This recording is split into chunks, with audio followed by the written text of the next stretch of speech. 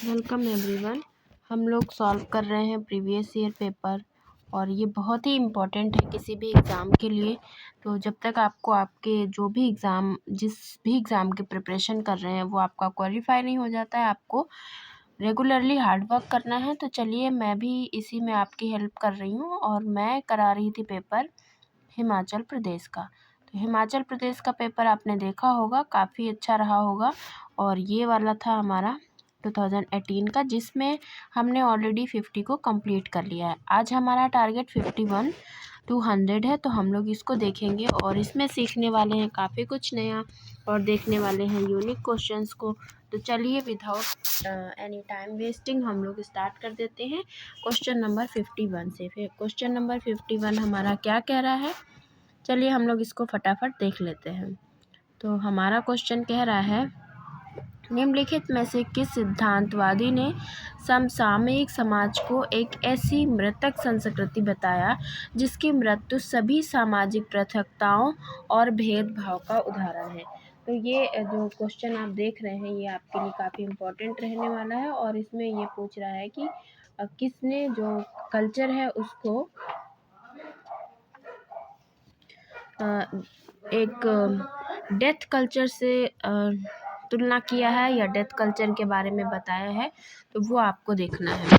तो चलिए हम लोग देख लेते हैं। और वैसे भी जब डेथ कल्चर की बात होती है या वो समाज को ऐसी मृतक संस्कृति बताते हैं, तो उसमें कौन सा सबसे ज़्यादा नंबर 1 पे जो जा रहा है चांस, वो किधर होगा? बॉडीलार्ड, अल्ड्रिच बेक, फूको या लियोटार्ड।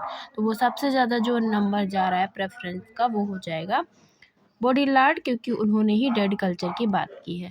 नेक्स्ट है, किसने माना कि कृत्य प्रायः सामान्य और सापेक्षिक अप्रवर्तित होते हैं। तो अप्रवर्तित का मतलब क्या है? अप्रवर्तित का मतलब है अनरिफ्लेक्सिव। तो यहाँ पे इंग्लिश में देखना इसलिए ज़रूरी है क्योंकि एक एक वर्ड से आंसर पता चलता है। तो अनरिफ्लेक्सिव की बात किसने की? अगर रिफ्लेक्सिव होता यहाँ पे तो आंसर दूसरा होता, लेकिन यहाँ बात किसकी हो रही है? अनरिफ्लेक्सिव की। तो जब जो भी मोस्ट ऑफ एन एक्शन है रूटीन एंड रिलेटिवली अनरिफ्लेक्सिव है, तो ये आपको याद रखना है कि अनरिफ्लेक्सिव की बात हो रही है या अनरिफ्लेक्सिव की, तो आपका आंसर सही हो जाएगा। नहीं तो एक वर्ड से ही आपका आंसर गलत हो जाएगा। तो जब अनरिफ्लेक्सिव की बात होगी तो आपका आंसर होगा अल्फ्रेड सूट्स। तो यहाँ पे क्या हो जाएगा? Alfred suits, option A correct हो जाएगा। तो इसमें हमारा सूट्स करेक्ट है। और गारफिंकर का भी इधर ही काम है, तो रिफ्लेक्सिव की बात अगर होगी तो कौन आंसर हो जाएगा? गारफिंकल हो जाएंगे। तो इस तरह से ऑप्शन 1 करेक्ट है। नेक्स्ट है, मस्तिष्क की संरचनाओं तथा समाज की संरचनाओं के बीच में संबंध किसने बताया है। तो मस्तिष्क की संरचना की बात किसने करी है? ये तो बहुत कॉमन क्वेश्चन है जब बात होती है माइंड की और स्ट्रक्चर ऑफ सोसाइटी की। तो इसको किसने जोड़ा है? लेमर्ट, ब्राउन, लेवी स्ट्रॉस या फिर मिशेल फूको ने। तो ये हो जाएगा लेवी स्ट्रॉस, क्योंकि उन्होंने ही माइंड की स्टडी की है और माइंड को संरचनाओं, मस्तिष्क की संरचना और समाज की संरचना के बीच में संबंध पहचाना है। मार्क्स की मूल कृति के अंशों में अंतर्निहित आर्थिक निश्चयवाद की आलोचना किसने की? ये क्वेश्चन बहुत इंपॉर्टेंट है, यूजीसी नेट में कई बार आ चुका है। तो यानी यहाँ पे पूछ रहा है कि किसने क्रिटिसाइज़ किया है इकोनॉमिक डिटर्मिनिज्म की। तो जब बात होगी इकोनॉमिक डिटर्मिनिज्म, ये आपको याद रखना है, इसलिए मैं यहाँ पे लिख रही हूँ क्योंकि हिंदी में कई बार कन्फ्यूज़न हो जाता है और ये क्वेश्चन यूजीसी नेट में तो बहुत बार आया।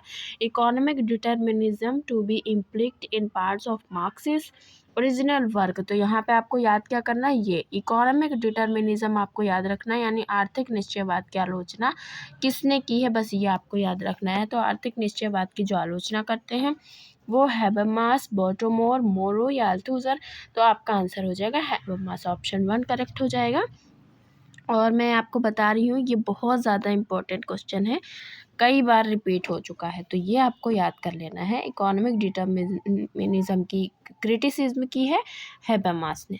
नेक्स्ट है, उत्तर आधुनिकतावादियों के अनुसार आधुनिकता के कौन से विचार मृत यानी डेड समझे जाते हैं। तो जो पोस्ट मॉडर्निस्ट हैं उनके अकॉर्डिंग कौन से जो मॉडर्निटी के आइडियाज़ हैं उनको डेड माना जाता है, ये आपको बताना है। तर्क संगतता, प्रगति यानी रीज़न, रैशनैलिटी और प्रोग्रेस, ये या फिर रैशनैलिटी, तर्कसंगतता, प्रोग्रेस एंड ऑब्जेक्टिविटी यानी तर्कसंगतता, प्रगति और वस्तुनिष्ठता, या फिर वैधता, तर्कसंगतता या वस्तुनिष्ठता, मतलब लीगैलिटी, रैशनैलिटी एंड ऑब्जेक्टिविटी। वस्तुनिष्ठता, तर्कसंगतता या तर्क, ऑब्जेक्टिविटी, रैशनैलिटी और रीज़न। तो इसमें से कौन से डेड समझे जाते हैं वो आपको बताना है। तो जो डेड समझे जाते हैं वो सबसे नंबर 1 पे आता है रीज़न, यानी रीज़न। और दूसरा जो आएगा वो आएगा रैशनैलिटी। तो रैशनैलिटी यानी तर्कसंगतता, और फिर 3rd नंबर पे आएगा प्रोग्रेस। तो प्रोग्रेस यानी प्रगति। तो यहाँ पे आपको याद कर लेना है RRP जो है उसको डेड समझा जाता है। RRP को डेड समझा जाता है। फर्स्ट वाले R का मतलब है रीज़न, दूसरे वाले R का मतलब है रैशनैलिटी और तीसरे वाले P का मतलब है प्रोग्रेस। तो RRP को डेड समझा जाता है। उत्तराधुनिकता की जब बात होगी तो इन 3 तत्वों को अमृत समझा जाएगा, जिसमें तर्क संगतता और प्रगति आएगी। ठीक है, तो ऑप्शन 1 करेक्ट आंसर हो जाएगा। नेक्स्ट क्वेश्चन में है, समाजशास्त्र के अध्ययन में सांख्यिकी पद्धतियों की भूमिका को बढ़ाने के लिए होती है। तो जब हम सांख्यिकी पद्धतियों की जो स्टैटिस्टिकल मेथड है उसको बढ़ाने की भूमिका को क्या कहेंगे? जब स्टैटिस्टिकल मेथड यूज़ होता है तो क्या होता है? ऑब्जेक्टिविटी होती है यानी वस्तुनिष्ठता, परिष्कृतता यानी सोफिस्टिकेशन, सब्जेक्टिविटी यानी व्यक्तिनिष्ठता, या इसमें से कोई भी नहीं। तो एब्सोल्युटली ऑब्जेक्टिविटी होगी और वस्तुनिष्ठता बढ़ाने के लिए होती है। तो ऑप्शन 1 करेक्ट हो जाएगा। नेक्स्ट बात करते हैं, तो जब ज्ञान प्राप्ति के लिए सूचना एकत्रित की जाती है तो इसको क्या कहते हैं? जब हम ज्ञान प्राप्ति के लिए सूचना करते हैं यानी जिसमें हमको और नॉलेज गेन करने की नीड होती है तो उसको हम कहते हैं प्योर रिसर्च यानी विशुद्ध जो शोध है वो हो जाएगा। तो ऑप्शन 2 करेक्ट हो जाएगा। और जब हम सामाजिक समस्याओं का अध्ययन करते हैं या उनका पता लगाने की उनका जो सॉल्यूशन देने की कोशिश करेंगे तो उसमें व्यवहारिक हो जाता है। तो यहाँ हम ज्ञान प्राप्ति के लिए कर रहे हैं तो हमारा क्या हो जाएगा आंसर? ऑप्शन 2 करेक्ट हो जाएगा। तो इस तरह से हमने इसको कर लिया। नेक्स्ट आ जाते हैं, आंकड़ों की विश्वसनीयता का संबंध निम्नलिखित में से किससे नहीं है? तो यहाँ पे आपको क्या बताना है, किसमें से नहीं है आंकड़ों की विश्वसनीयता का संबंध, यानी reliability of data is not associated with. तो यहाँ पे हम लोग देख लेते हैं रिलायबिलिटी ऑफ डेटा किससे संबंधित नहीं है। तो इसमें पहला है परीक्षण परीक्षण विश्वसनीयता। तो हिंदी बहुत ज़्यादा डिफ़िकल्ट लगती है। परीक्षण पुनर्परीक्षण विश्वसनीयता का मतलब है टेस्ट एंड रीटेस्ट रिलायबिलिटी। तो ये हो जाएगा टेस्ट एंड रीटेस्ट रिलायबिलिटी। दूसरा है आंतरिक संगतता विश्वसनीयता यानी इंटरनल कंसिस्टेंसी हो जाएगी विश्वसनीयता। उसके बाद है विखंडित आधी विश्वसनीयता यानी स्प्लिट हाफ रिलायबिलिटी हो जाएगी। और उसके बाद है अंतर्वस्तु स्तर विश्वसनीयता यानी कंटेंट लेवल रिलायबिलिटी हो जाएगा। तो अंतर वस्तु तो आपको पता ही है, कंटेंट लेवल विश्वसनीयता। तो यहाँ पे जो संबंध नहीं है वो यही हो जाएगा, कंटेंट लेवल विश्वसनीयता का कोई मतलब नहीं होता है। टेस्ट रीटेस्ट होता है, इंटरनल कंसिस्टेंसी रिलायबिलिटी होती है, स्प्लिट हाफ रिलायबिलिटी होती है, लेकिन कंटेंट लेवल रिलायबिलिटी नहीं होती है। तो इसका संबंध इससे नहीं है। तो ऑप्शन डी करेक्ट आंसर हो जाएगा।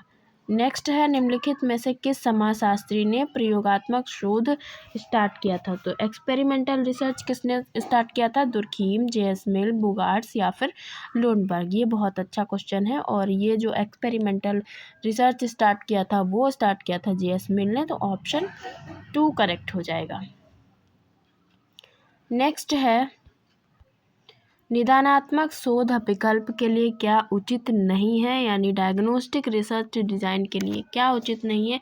तथ्यों की खोज यानी टू इन्वेस्टिगेट फैक्ट, या तथ्यों की जानकारी, या टू फॉर्मुलेट थ्योरी सिद्धांत प्रतिपादित करना, या समस्या का समाधान ढूंढना यानी जो सॉल्यूशन है प्रॉब्लम का वो ढूंढना।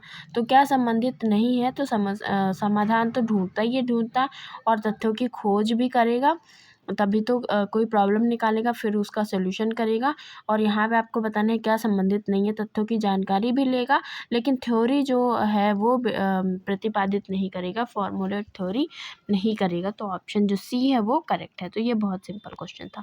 विवरणात्मक अभिकल्प के साथ कौन सा संबंधित है, यानी यहाँ पर डिस्क्रिप्टिव डिज़ाइन के साथ कौन सा संबंधित है पूछ रहा है, तो आपको नहीं बताना है। तो सबसे पहले डिस्क्रिप्टिव रिसर्च डिज़ाइन में जो आता है वो आता है डेमोग्राफिक प्रोफाइल की वो बात करता है, यानी जनानकी प्रवृत्तियों का विश्लेषण।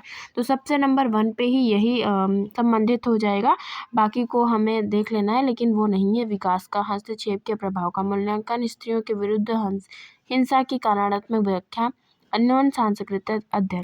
तो जब भी ये यूजीसी नेट में खूब पूछा जाता है, डिस्क्रिप्टिव रिसर्च डिज़ाइन का एग्जाम्पल है, तो उसमें डेमोग्राफिक एनालिसिस या सेंसस ऐसे करके दिया रहता है, तो ऑप्शन वही करेक्ट करेगा आप। तो ऑप्शन 1 करेक्ट हो जाएगा। शोध के निम्नलिखित प्रकारों में से किस में परिकल्पना यानी हाइपोथेसिस की आवश्यकता होती है? तो जीवन संबंधी अध्ययन यानी बायोग्राफिकल स्टडी, प्रयोगात्मक अध्ययन यानी एक्सपेरिमेंटल स्टडी, निर्वचनी यानी इंटरप्रिटेटिव रिसर्च, या क्रिटिकल रिसर्च आलोचनात्मक अध्ययन। तो सबसे ज़्यादा ज़रूरत किस में होती है हाइपोथेसिस की? वो है एक्सपेरिमेंटल रिसर्च, इसमें हाइपोथेसिस की सबसे ज़्यादा नीड होती है। तो ऑप्शन 2 करेक्ट हो जाएगा। नेक्स्ट है जन समुदाय के बारे में कोई जानकारी ना होने पर, जब आपको कुछ भी पता नहीं है तो आप कौन से सैम्पलिंग मेथड का यूज़ करेंगे?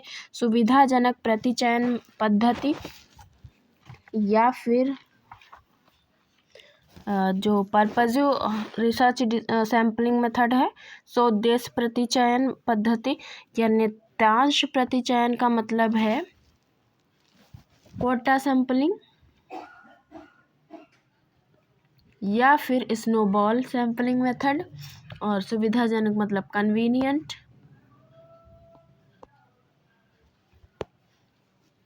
या फिर पर्पजिव। तो आप कौन से मेथड का यूज़ करेंगे?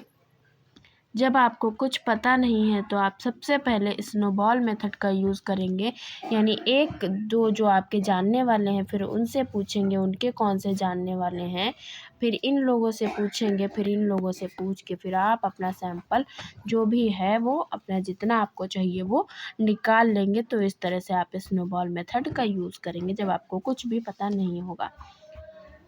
प्रति 1000 व्यक्ति मृत्यु की संख्या का परिकलन किस मापन के अंतर्गत आता है?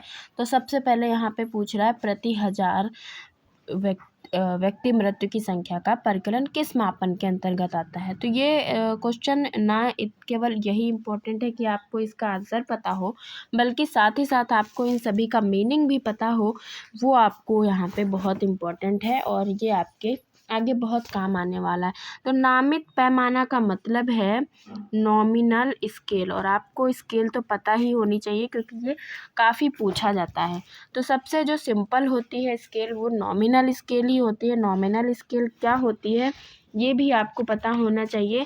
तो नॉमिनल स्केल जो होती है वो इक्वल रेशियो पे काम करती है, मतलब इसमें कोई किसी को कम या ज़्यादा नहीं बता सकता है, मतलब सब बराबर ही होते हैं। सिर्फ जो चीज़ें होती हैं उसको कैटेगराइज करने के लिए इसको यूज़ किया जाता है, यानी वर्गीकरण करने के लिए इस स्केल का यूज़ किया जाता है। वर्गीकरण जैसे कि मान लीजिए आपको बांटना है, तो आपने बांट दिया मेल फीमेल में, पूछा कि आपसे आपका जेंडर क्या है, तो आप इधर मेल होगा या इधर फीमेल होगा, तो आप दोनों में से किसी एक चीज़ों को टिक करोगे, तो आपने बांट दिया है।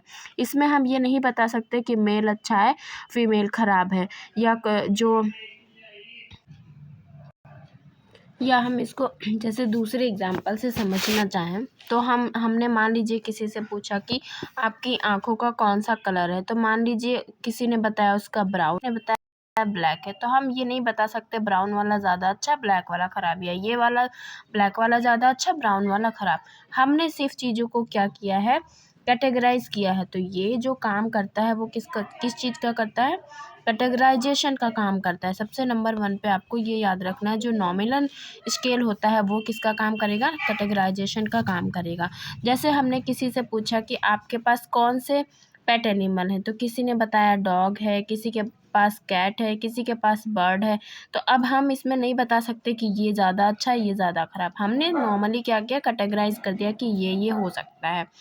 फॉर अनदर एग्ज़ाम्पल, किसी का ब्लड ग्रुप पूछना है तो किसी का ए है, किसी का बी है, किसी का AB है, किसी का O है, किसी का O+ है। तो ये सब क्या है, कैटेगराइजेशन हो रहा है।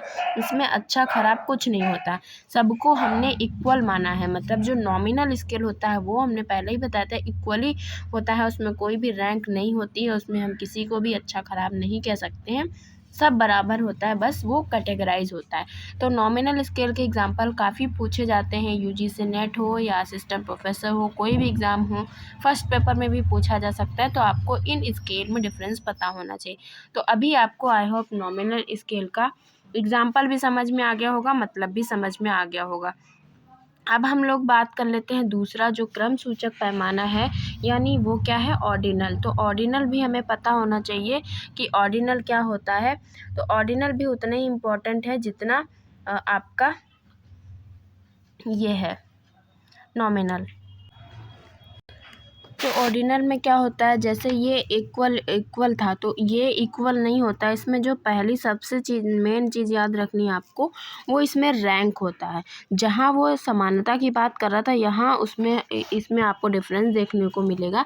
इसमें कोई चीज़ अच्छी होगी या कोई चीज़ कम ख़राब होगी, यानी कम ज़्यादा डिफरेंस रहेगा, तो हम उसको रैंकिंग ऑर्डर में रखते हैं, या हम इसको रेटिंग स्केल बोल सकते हैं, हम किसको कितना रेट दें।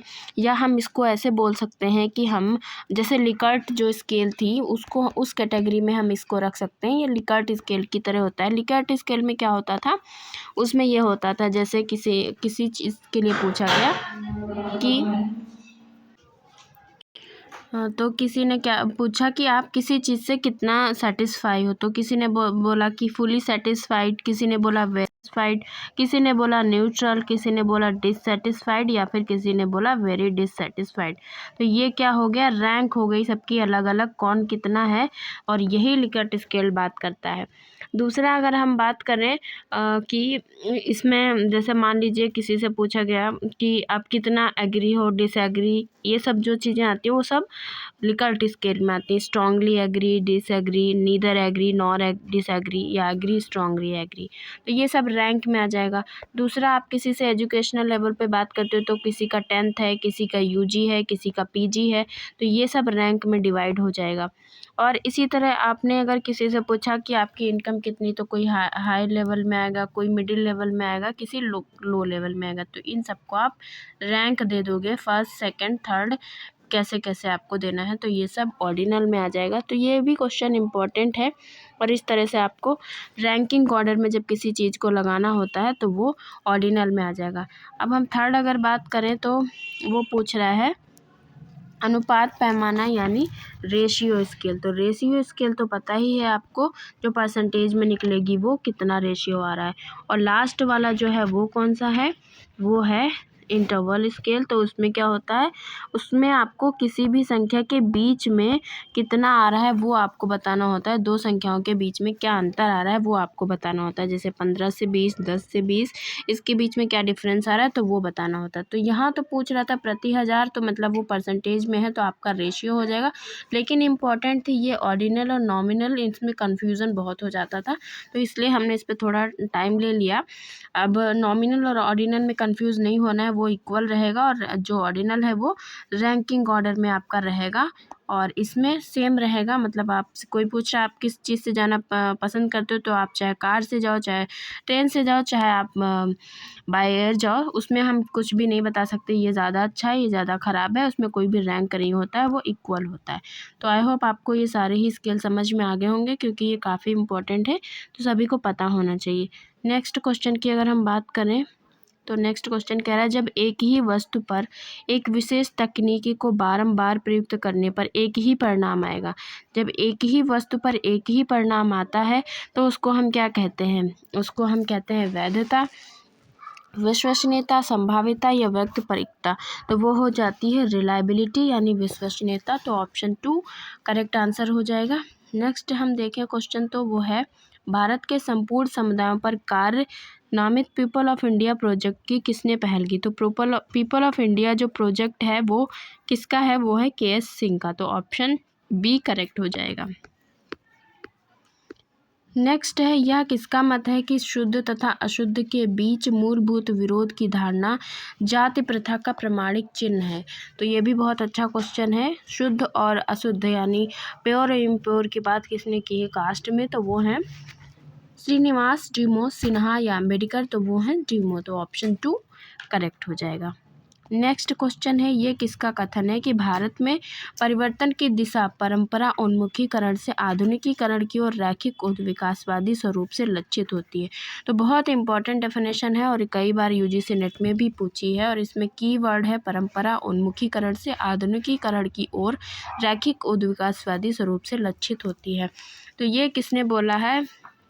ये बोला है एम.एन. श्रीनिवास, एस.सी. दुबे या मिल्टन सिंगर या फिर योगेंद्र सिंह। तो ये बहुत इंपॉर्टेंट डेफिनेशन है योगेंद्र सिंह की। योगेंद्र सिंह ने जो मॉडर्नाइजेशन ऑफ इंडियन ट्रेडिशन की बात की है, तो उसी में ये इसको जोड़ के देखते हैं। ट्रेडिशनलाइजेशन और मॉडर्नाइजेशन की बात करते हैं। तो ये योगेंद्र सिंह की इंपॉर्टेंट डेफिनेशन है। नेक्स्ट है, जी.एस. घुरिये की कौन सी कृतियां हैं वो आपको बताना है। तो जी.एस. घुरिये की कृतियां देख लेते हैं। ट्राइबल हेरिटेज ऑफ इंडिया, तो आपको पता ही है कि जी.एस. घुरिये की बुक नहीं है, तो ये वाली नहीं होगी। और सिटीज़ एंड सिविलाइजेशन तो जी.एस. घुरिये की ही है। कल्चर एंड सोसाइटी जो बुक है वो भी जी.एस. घुरिये की है। इंडियन साधु भी जी.एस. घुरिये की है। तो ऑप्शन 2, 3 एंड 4 करेक्ट आंसर हो जाएगा। तो यहाँ पे ऑप्शन जो 3 है वो करेक्ट हो जाएगा। और ये वाली बुक तो दुबे ने लिखी थी, एस.सी. दुबे ने, लेकिन पब्लिश कब हुई थी वो इम्पोर्टेंट है। तो 1911 को ये बुक पब्लिश हुई थी और एक जॉइंट प्रोजेक्ट की तरह था Indian council of social science research के थ्रू। तो ये काफ़ी इम्पोर्टेंट बुक इनकी रही है। तो हम लोग देख लेते हैं नेक्स्ट क्वेश्चन। नेक्स्ट पूछ रहा है, सम्मित परिवार की अवधारणा किसकी है? ये तो बहुत बार क्वेश्चन पूछा जा चुका है। सम्मित परिवार की अवधारणा यंग और विलमॉट की है। तो ऑप्शन 1 ही करेक्ट आंसर हो जाएगा। किस वर्ष के हिंदू विवाह अधिनियम के अंतर्गत हिंदुओं को तलाक के प्रावधान प्रदान किए गए थे? तो हिंदुओं के जो तलाक के प्रावधान दिए गए थे वो दिए गए थे 1950 के तहत। तो ऑप्शन 1 करेक्ट हो जाएगा। दहेज निषेध संशोधन अधिनियम कब पारित हुआ? तो दहेज निषेध संशोधन अधिनियम जो पारित हुआ था वो पारित हुआ था 1984 में, क्योंकि संशोधन पूछ रहा है तो वो 1984 में हुआ था। तो ऑप्शन जो 3 है वो करेक्ट आंसर हो जाएगा।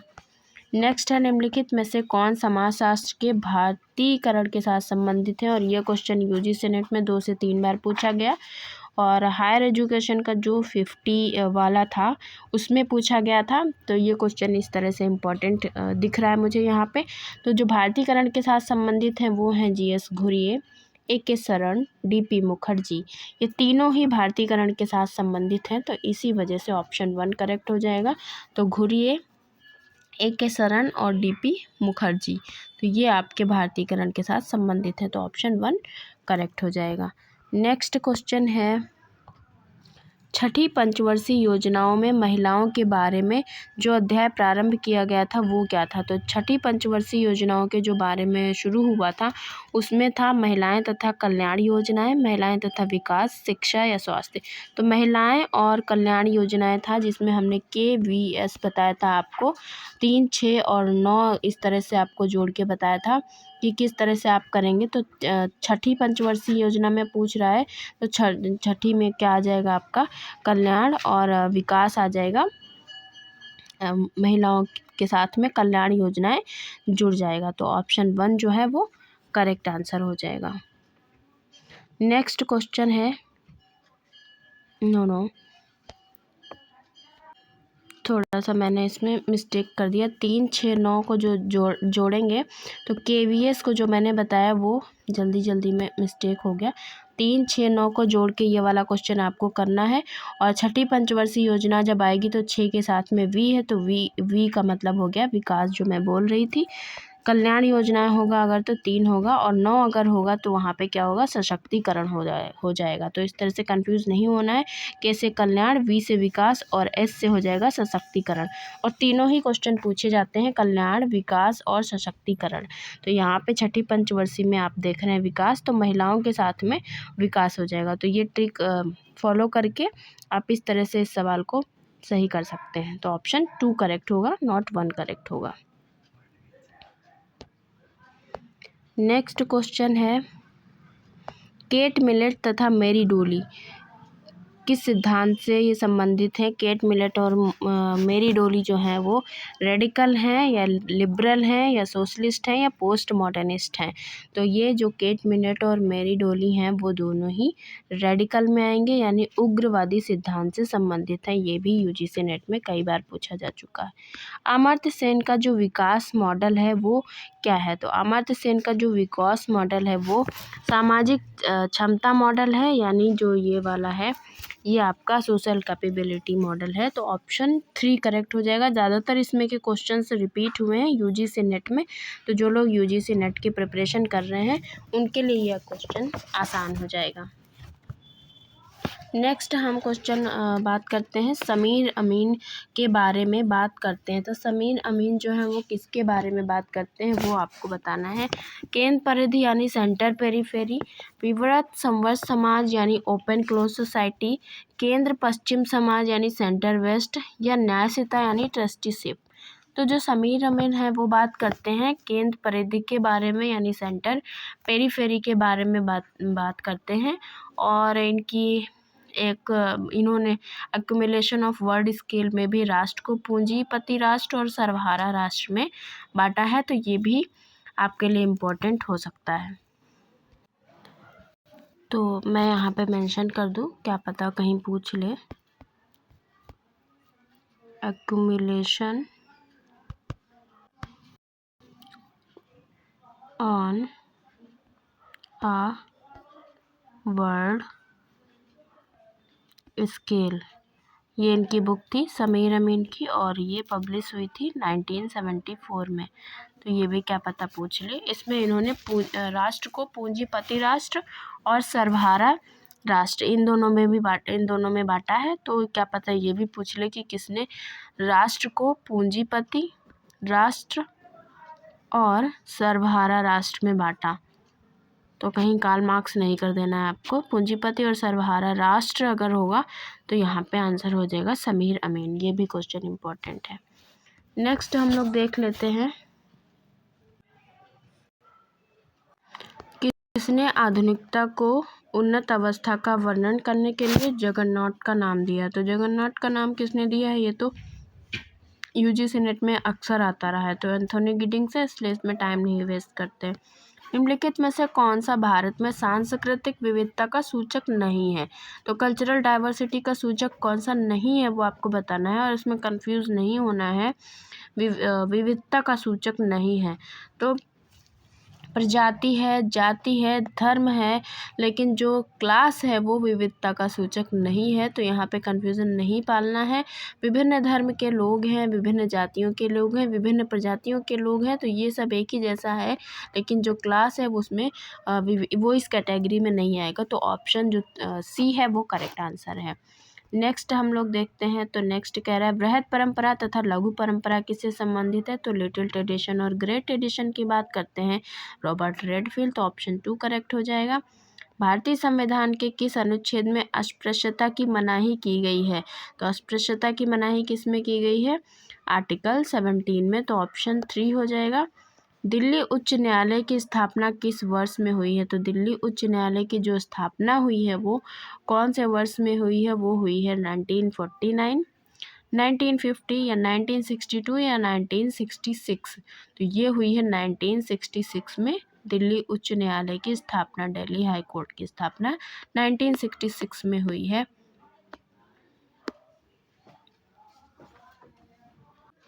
तो इसमें ये जो हिमाचल प्रदेश का पेपर था, इसमें बस इतने ही सोशियोलॉजी के क्वेश्चंस थे। बाकी जो क्वेश्चन थोड़े से और हैं वो आपके जीएस के हैं, तो वो वाले हम लोग नहीं करते हैं। सोशियोलॉजी का जितना इम्पोर्टेंट पार्ट था वो हमने कंप्लीट कर लिया है। इसमें इतने ही क्वेश्चंस इम्पोर्टेंट थे और ज़्यादातर यूजीसी नेट में ये क्वेश्चंस आ चुके हैं।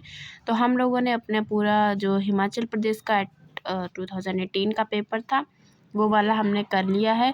और ये वाला हमारा जो पेपर रहा वो हम सभी के लिए काफ़ी इम्पोर्टेंट रहा। हिमाचल प्रदेश का एक और पेपर है जो 19 को हुआ, तो वो हम लोग इसके बाद करेंगे। आज के लिए बस इतना ही, और उम्मीद करती हूँ आपने कुछ नया सीखा होगा। और अपने जो प्रीवियस ईयर जो हम लोग क्वेश्चंस कर रहे हैं उसमें हमने काफ़ी कुछ रिपीट किया है, तो आपने अपने आप को टेस्ट भी किया होगा कि आपको कितना आता है और अभी और आपको कितना और काम करने की ज़रूरत है। तो अपने गोल को पाने के लिए जुड़े रहिए हमारे चैनल के साथ। और अगर थोड़ा सा भी कंटेंट रिलायबल लगता है तो आप चैनल को सब्सक्राइब करके अपने दोस्तों के साथ शेयर कर दीजिए। Thank you for watching the video. मिलते हैं नेक्स्ट वीडियो में, तब तक के लिए बाय बाय।